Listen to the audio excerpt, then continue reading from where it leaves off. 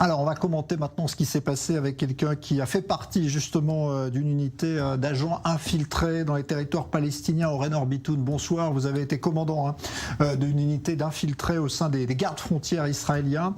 Vous connaissez bien cet environnement.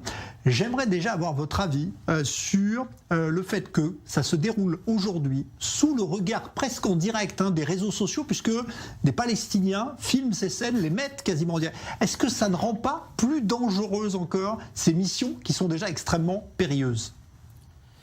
Bonsoir à tous. Avec votre permission, je tiens à féliciter les forces du Yamam, du Shin Bet, des unités de Harouv et de garde frontière pour une excellente opération à Jenin dans le camp de réfugiés qui a permis d'économiser des vies humaines. C'est évident qu'une telle opération en plein jour, alors que tout le monde a ses téléphones et peuvent tout filmer, eh bien, c'est ainsi qu'ils sont dévoilés, ces combattants. C'est un danger très important pour ces combattants. Et sans l'ombre d'un doute, cette opération était nécessaire parce que cette opération a permis de protéger des vies innocentes.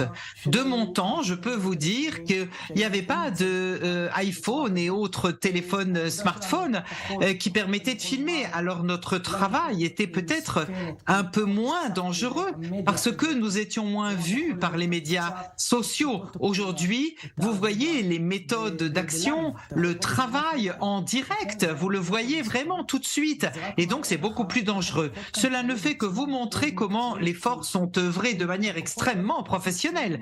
S'ils n'avaient pas été aussi professionnels, on aurait eu là un bain de sang avec des dizaines de Palestiniens tués, en partie des victimes collatérales.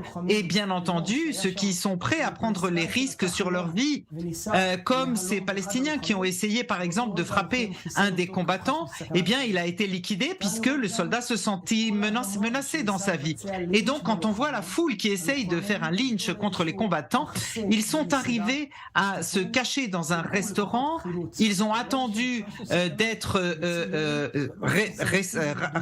ramenés par une force de sauvetage, et il y a eu 3 Palestiniens qui ont été tués alors qu'ils mettaient leur vie en danger, et un des terroristes qui était la cible et donc qui était une menace pour des innocents en Israël. Alors justement, je voudrais que vous nous expliquiez, parce que à l'époque où vous étiez, vous, dans ce terrain-là, que vous connaissez bien, de Jenin par exemple, est-ce que vous faisiez ce type d'opération qui consiste à entrer, à éliminer la cible, ce qui s'est passé aujourd'hui, et à ressortir très rapidement pour éviter justement d'être pris au piège? Est-ce que vous faisiez ce genre d'opération, ou est-ce que vous aviez un autre mode de fonctionnement?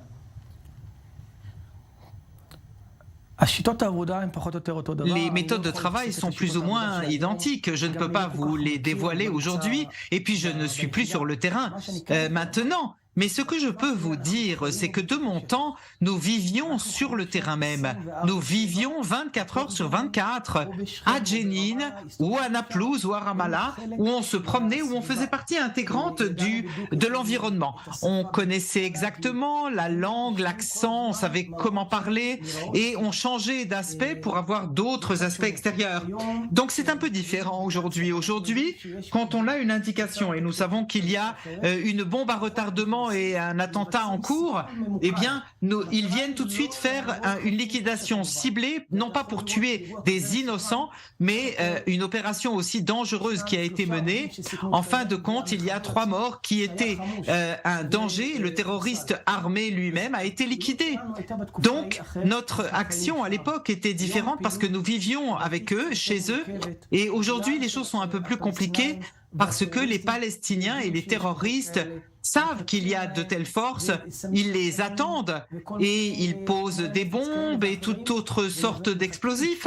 Et donc ils attendent de capturer un combattant infiltré, ce qu'ils appellent les forces spéciales, parce que ce serait une valeur extraordinaire de le lyncher ou de les enlever, bien sûr, de tels combattants. Alors là, aujourd'hui, sur ce qu'on a vu, notamment les images de la foule qui après arrive sur les lieux très rapidement, on est passé très près quand même d'une situation extrêmement délicate pour ces combattants. Il y a toujours un rideau de protection qui est prévu, qui est prêt à intervenir très rapidement si les choses tournent mal?